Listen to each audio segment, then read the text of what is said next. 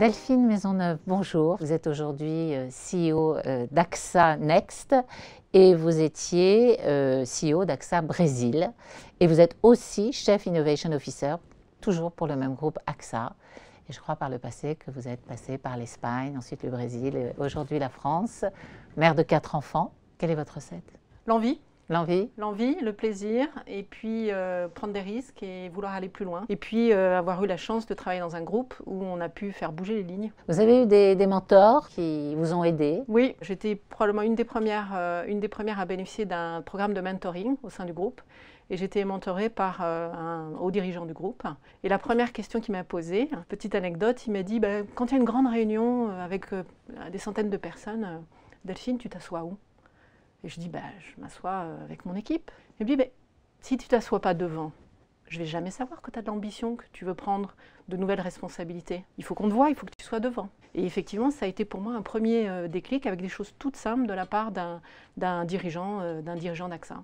Vous avez raison de le signaler parce que c'est effectivement important. En tant que manager, vous avez des difficultés à trouver des femmes parce qu'on dit que à des postes clés, ça devient compliqué, surtout dans la finance, surtout dans le digital où vous œuvrez aujourd'hui. Je trouve qu'on trouve des talents des deux sexes dans toutes les fonctions. La difficulté qu'on peut avoir certaines fois, c'est que les femmes se mettent des barrières. Puis de l'autre côté, il y a quelque chose sur lequel que moi je déteste absolument, c'est une espèce de protectionnisme, paternalisme, de dire « Ah non, je ne vais pas proposer ce job à une telle parce que tu comprends, elle vient d'avoir des jeunes enfants, donc ça va être compliqué pour elle, ça va être trop prenant. » Posez-lui la question. Et puis du côté de la responsabilité des entreprises, c'est tout simplement avoir des process en place qui permettent de dire « Je n'avance pas sur un recrutement tant que je n'ai pas au moins un homme et une femme dans la shortlist. Dans la shortlist. C'est la base en termes de processus qui vise à justement améliorer cette diversité dans les équipes. Vous avez certainement entendu parler d'une rumeur comme quoi il y aurait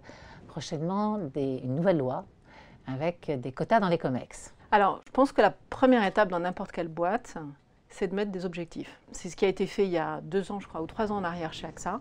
Ça a produit un effet d'accélération très important. Alors maintenant, les quotas, bonne ou mauvaise solution? Alors, en tant que femme et en tant que femme dirigeante, je déteste ça. Parce que quelque part, l'idée de me dire que j'ai eu un job parce que je rentre dans les quotas, maintenant, la réalité, c'est que est-ce que quelqu'un pense sur le marché qu'on serait au niveau de parité où on est aujourd'hui dans les conseils d'administration s'il n'y avait pas une loi? Donc voilà, je ne suis pas emballée par les quotas.